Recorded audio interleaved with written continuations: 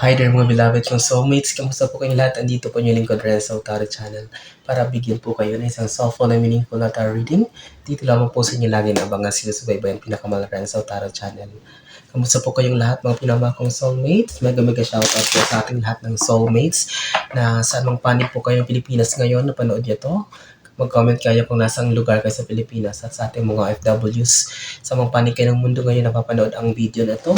Maraming salamat. Mag-comment din po kayo. And maraming salamat po sa inyong walang sawang tiwala, support at pagmamahal sa inyong lingkod Renzo Tarot Channel. Kapag bago po kayo sa ating channel, huwag niyong kalimutang mag-subscribe po. Kapag nagustuhan niyo po ang ating reading ngayon, mag-comment kayo. Please do like and share na rin po para mas maging active at mas lumago po ang ating channel.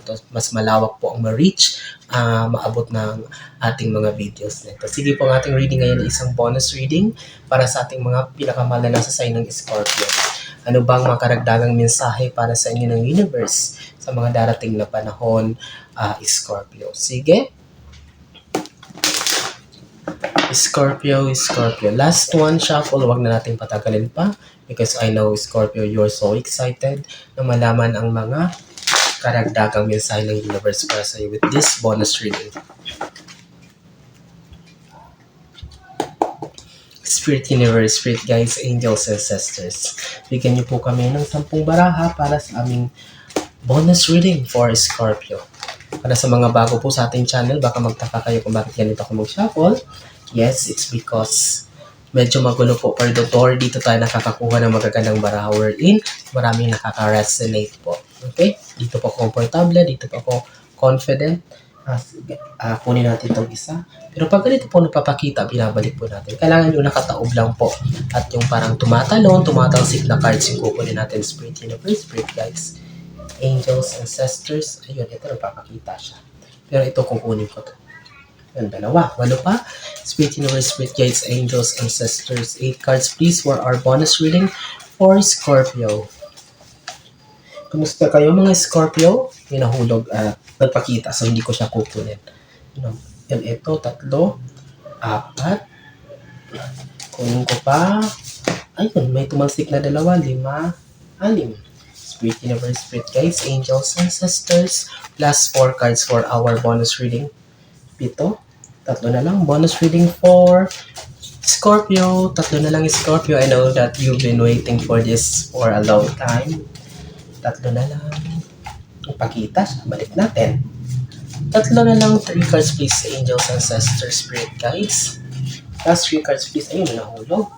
2 pa. Last 2 cards. Yun. Isa. Kunin ko na lang itong nakausli. Okay, Scorpio. Your 10 cards are now complete. Kompleto na ang iyong 10 baraha. Ayusin ko lang itong deck at di natin papatagalin pa. Let's begin with your bonus reading. With your opening card. 9 of Pentacles. Abundance. Oh, Scorpio, I can feel her na siguro may malaking bagay kang iniintay na minamanifest na may kinalaman sa pera. Siguro you've been manifesting. I can see here siguro may binibenta kang property or merong gusto kang buksan na dream business na malaki ang kikitain mo dito. Magbibigay sa'yo ng big amount of money. What kind of thing is it? But I can see here abundance na parating. So maybe you're waiting also for a bonus, a payment for you, or parang back pay. Ano ba yan? Something na big amount of money. Siguro may maibenta ka, parang may i-close ka na deal. Sige nga, Scorpio. But I can see her abundance. Malaking pera itong parating. Oh, Page of Swords. Siguro may kinalaman din to sa, I can see here na parang ginagamit mo yung galing mo sa pakikipag-deal or communication skills. Okay? I can see here enough confidence. Napaka-confident mo daw, Scorpio, sa bagay na ito. Siguro may dinideal ka, may binibenta ka. And I can see here talaga, sabi ko nga, makuklose mo ang deal na is because napakagaling mo sa pakikipag-transact. Punong-puno ka ng kumpiyansa, parang walang question tong taong makakausap mo, parang makukumbinsi mo. Okay, ang galing mo, Scorpio. So, this Page of Swords represents confidence. What is this? Energy. You will be filled with energy. parang makikita, parang nakakahawa yung energy na ipoposes mo Scorpio kung ano man yung bagay na yan. But makikita ko talaga dito parang punong-puno ka ng confidence. Isa dito sa factor kung bakit parang magaan or magiging magaan ang pasok ng blessings para sa Scorpio. Okay? Pangatlo, collaboration, networking, 5 of Wands. So, I can see her na parang maghahawa ka din, mag-handle ka din ng mga tao. Maybe you will be the one na parang mag-assess or parang ikaw yung lalapitan para hingan ng advice kung tama ba to or parang tama ba itong ginagawa ko. Ikaw nga sumuri nito kasi parang master ka na, parang alam mo nang pasikot-sikot sa bagay na to. Okay, so it involves people or parang 4, 5 tao or something like that. O siguro kahit wala ka na sa field na yan, ikaw pa rin yung binabalikan. Scorpio, ikaw pa rin yung hinihinga ng advice tungkol sa bagay na yan. I can see here also, you will be active also sa mga community works, sa mga bagay-bagay sa labas ng field mo. Maybe you'll be active in church, you'll be active in civic organizations, non-government organizations, kasi parang nakikita ko ito, parang okay ka na, parang satisfied ka sa sitwasyon mo. That's why parang wala ka na masyadong iniisip. Kaya that's why you have time, parang sinishare mo yung time mo and your resources, your energy sa mga ibang bagay naman na makabuluhan sa community or sa paligid mo. Okay? Mag-comment niya kay Scorpio kapag naka-resonate kayo. Oh, Hierophant. There's still I can see her na parang Scorpio, marami ka daw kayo minamanifest. Ang dami yung mga ang dami yung mga, you have a lot of prayers. Ang dami yung dinadasal na mangyari. But I can see her, parang most na dinadasal nyo kasi nga sabi ko, parang laid off na kayo, parang well off na kayo, parang okay na kayo sa buhay nyo, kontento. What you only wishing is, the basic. Hindi na yung parang masyadong yumaman pa. You're not asking for more, but I can see here, parang ang wini-wish mo dito, ang pinagdadasal mo dito is at least be safe every day, parang good health na lang sa mga family members, parang happiness na lang, ganun na lang ang nakikita ko. But at least this is a good thing, Scorpio, kasi kahit papano ay talaga you still holding on your faith or parang nagiging matatag pa rin kayo despite of the challenges that you've been throughout your life or bilang tao dito sa mundo. Okay? Full of manifestations pa rin kayo. Sino bang, wala namang pinipiling edad yung pagmamanifest, diba? King of Pentacles, talagang okay na yung kalagayan niyo. Okay? Maybe there are some of you na talagang nag-retired na, gusto na mag-retire, magre-retire pa lang, parang ando na nag-enjoy na lang sa mga sitwasyon nila na parang siguro you're enjoying your farm life, may mga properties kayo nabili na parang ando na lang you're asking for peace. Yung parang ito na yung hinahanap niyo ngayon kasi sabi niyo nga parang tama na, grabe na yung pinagdaanan ko. And what you wanted in life is now contentment, at the same time peace of mind. Kaya here you are. This King of Pentacles represents calmness. Although itong pera na to, ibig sabihin talaga, kumbaga, kontento ka na nga eh.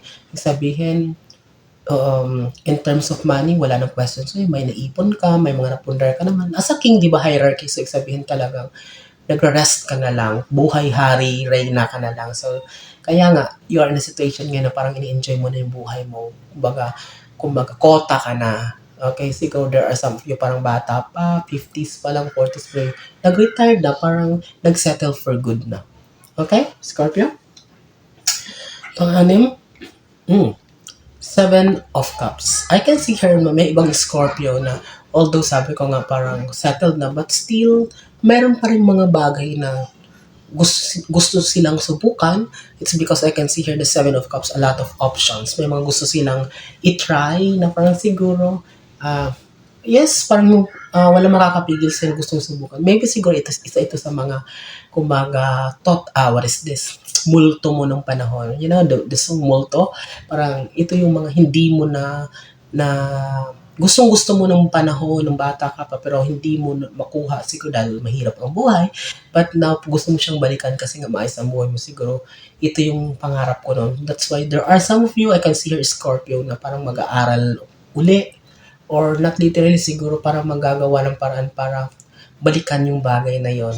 Okay, you're considering a lot of options. Siguro gustong-gusto mong balikan yung bagay. Kung hindi mo man literally, kasi kung matanda ka na, kung hindi mo man literally mabalikan yun, at least ipapasa mo yung idea nun sa mga anak mo or sa mga apo mo o kung ano man na, ayan yung pangarap ko, why not ikaw magpatuloy, parang ganun. Okay? Pang-pito, Scorpio. Oh, look at this one. This is the world. The world card represents new beginning. May panibagong mundo na parating sa iyo. So, this world that you will be facing, this new world na kakaharapin mo, Scorpio, is, it will be filled with contentment and happiness. Sabi ko nga, kasi okay ka na eh, wala ka nang pinoproblema or iniisip. Parang gusto mo na ngayon, wala ka nang pakialam sa mga gusto mo pakalayo-layo, gusto mo muna magtago-tago is because you really looking for the tranquility, the peace of mind. Kaya parang deadma ka nang gusto mong mag-cut off na muna sa social media.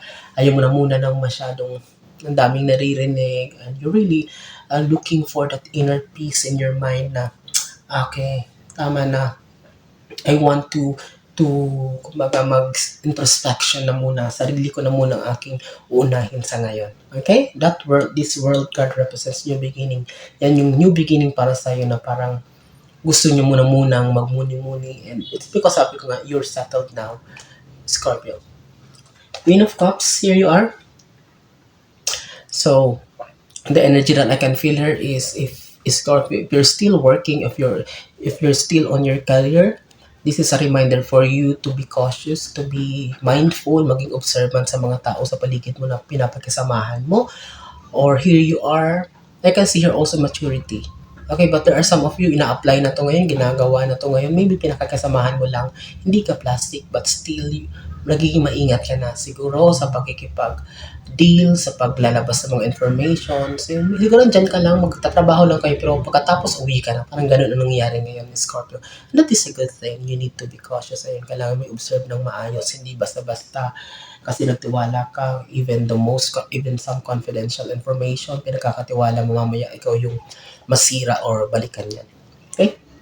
Fool. Look at this one. Fool card represents happiness and contentment.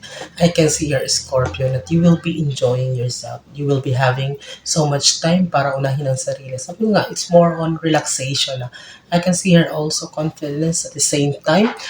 More on, parang talagang you will be living your life to the fullest.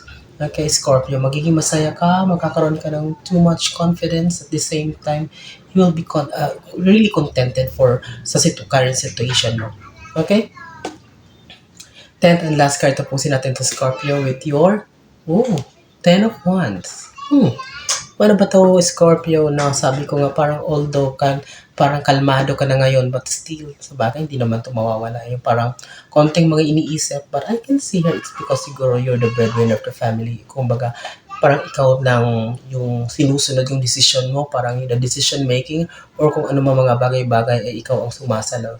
Parang although malalaki na yung mga kapatid mo, malalaki na yung pamilya mo, pero ba't ikaw pa rin kasi nire-respeto ka nila. And with this, ito yung may konting mga bagay na bumabagabag sa isipan mo, Scorpio. May mga konting mga problema na dapat i-settle. But I can see here a resolution. Okay, kayang-kaya mo yan. Kumbaga, nag-matured ka na. You have so much enough. You've been through enough time para malagpasan mga bagay-bagay. Itong mga konting frustrations and conflict ay kayang-kaya mo to. Kumbaga, easy na lang to para sa Scorpio. Okay? That's it. I hope you like at nagustuhan nyo pang ating video ngayon, ating reading ngayon.